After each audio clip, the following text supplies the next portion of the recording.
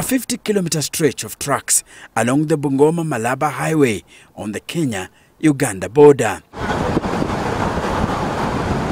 Truck drivers have downed their tools until issues affecting their trade are addressed. They say it's taking them too many days to cross the border since Uganda made testing of drivers mandatory and more stringent. These drivers are protesting against what they are calling general discrimination and harassment by Ugandan authorities at the border and once in Ugandan territory. Hapa ni kuumia, tunaumia, sio tinira tuko naye hapa. Na tungependa hii safari yetu iendelee. Hivyo serikali ikuje tuelewane. Uganda have employed strict COVID-19 measures including banning of drivers from hotels. Pindi tunapotembea kila mahali unaposimama unaambiwa dereva wa Kenya yuko na corona.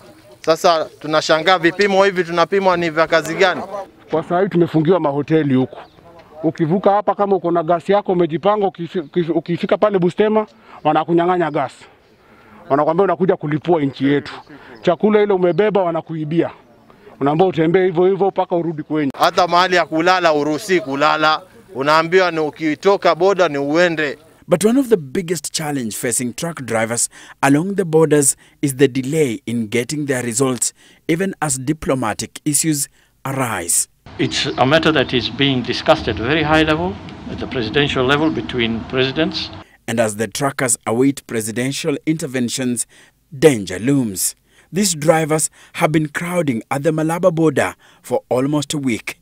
For the days they have been here, they have been sitting and walking around in grounds, interacting among themselves and locals without following laid down guidelines. Some have been spending their nights in lodgings that are never fumigated. The danger of them staying longer is enormous, but Dr. Aman says issues affecting truck drivers are delicate and must be handled with diplomacy. Because it affects our relationship with our neighbors and it affects the trade. Backlogs have defined Kenya's border points since the emergence of COVID-19. The situation worsened after border disputes arose over testing of truck drivers for the highly contagious virus. The dispute at Namanga border point was resolved on Friday, with Kenya and Tanzania agreeing to have truckers tested before hitting the borderline. Kenya is setting up a mobile diagnostic equipment at the border to test drivers who will go against the guidelines and arrive at the border without a certificate. It is expected to be operational by Monday. But what if defiant truckers are many, creating an environment for transmission?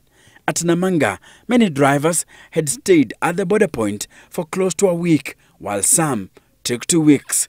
During this period, they feared contracting the virus from the people they were mingling with and subsequently transmitting to, among others, locals.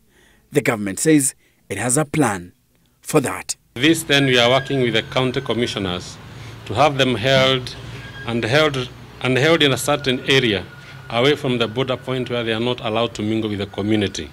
So we are working closely with the county commissioners to make sure that these holding areas are well manned. Enock Sikolia, Citizen TV.